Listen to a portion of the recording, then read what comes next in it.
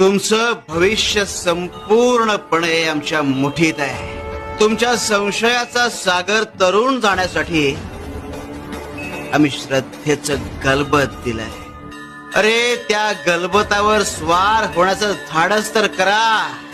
आमच्या महाशक्तीचं दर्शन वादळ वाऱ्यात होईलच असं नाही, ते वाऱ्याच्या झुळकेतच होत. पूजे करता 3 गोष्टी महत्वाच्या आहेत. हेच तर मी हिला कधीपासून सांगतोय.